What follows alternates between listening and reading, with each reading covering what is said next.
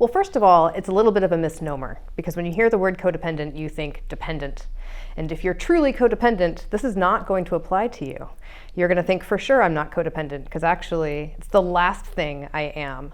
If anything, people depend on me, and I'm what's called anti-dependent. It's actually a really common presentation of folks with codependency, is that they learned in childhood that for whatever reason their parents weren't available.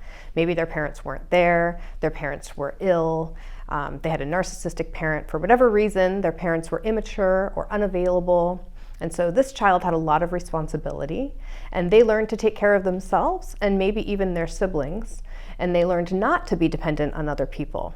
So common misconception is that codependents are dependent. In fact, most of them are anti-dependent. So what is codependency then?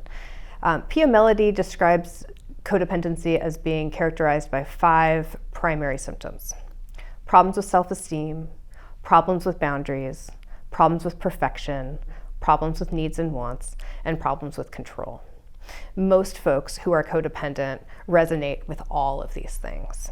One thing that sets the codependency clinic apart from other clinics is that we also add somatic experiencing. So if you had grown up in a consistently nurturing family, your nervous system would be set at calm and confident.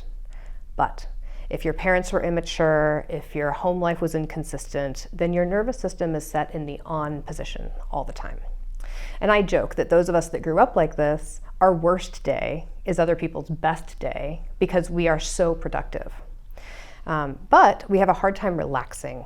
And so we will help folks to increase their capacity for rest. Because if you grew up like this and you have some downtime, you're actually likely to get quite anxious. And it's confusing for folks. But the truth is that your nervous system learned to be in the on position, and you'll need some support to expand your capacity for rest and re-regulate the nervous system so that your baseline is calm and confident.